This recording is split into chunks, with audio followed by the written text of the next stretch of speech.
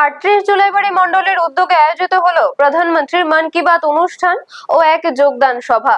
মণ্ডল সভাপতি সুজিত দত্তের নেতৃত্বে জুলাইবাড়ি মণ্ডলের প্রতিটি বুথে স্থানীয়দের উপস্থিতিতে প্রধানমন্ত্রীর গুরুত্বপূর্ণ অনুষ্ঠান সরাসরি শোনার ব্যবস্থা করা হয়। বিশেষ করে মণ্ডলের 30 নম্বর বুথে মন কি বাত অনুষ্ঠান শেষে সিপিআইএম ও কংগ্রেস ছেড়ে 3টি পরিবারের 8 জন ভোটার আনুষ্ঠানিকভাবে বিজেপিতে যোগদান করেন। নতুন সদস্যদের দলীয় পতাকা দিয়ে বরণ করে নেন মণ্ডল সভাপতি সুজিত দত্ত ও বিজেপির দক্ষিণ জেলার সম্পাদক নীতিশ দেবনাথ সহ উপস্থিত অন্যান্য নেতৃত্ব। অনুষ্ঠান শেষে বক্তব্য রাখতে গিয়ে মণ্ডল সভাপতি সুজিত দত্ত বলেন, কেন্দ্র ও রাজ্য সরকার সাধারণ মানুষকে সার্বিক উন্নয়নে নিরলস কাজ করে যাচ্ছে।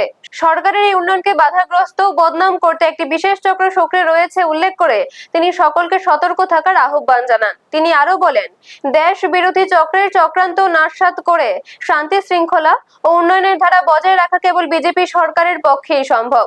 কর্মসূচিতে প্রচুর সমর্থকের উপস্থিতি ছিল চোখে পড়ার মতো। সভার শেষে আয়োজিত এই কর্মসূচি সম্পর্কে সংবাদ মাধ্যমের সামনে বিস্তারিত তথ্য তুলে ধরেন দক্ষিণ জেলার সম্পাদক Nitish Debnath. Bureau report, news Tatkal 24। আজকে আমাদের ভারতীয় জনতা পার্টির 38 জুলাইবাড়ি অন্তর্গত 30 নং বুথে আমাদের মন কি বাত হয়েছিল।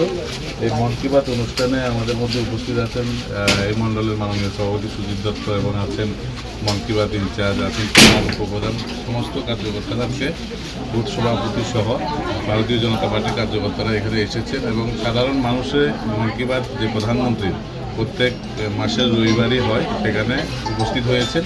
এই উপস্থিত হয়ে মন কি বাত অনুষ্ঠানে এখানে সিপিএম কংগ্রেসের 3 পরিবার 8 ভোটার সে স্বেচ্ছায় প্রধানমন্ত্রীর এবং ভারতীয় জনতা পার্টির আদর্শে অনুপ্রাণিত হয়ে যোগদান করেছেন এবং ওদেরকে আমরা মণ্ডলের পক্ষ থেকে এবং ভারতীয় জনতা পার্টির পক্ষ থেকে আমরা বরণ করে নিয়েছি। আজকে থেকে ওনারা ভারতীয় জনতা পার্টি এবং আপনারা দেখছেন নিউজ তৎকাল 24।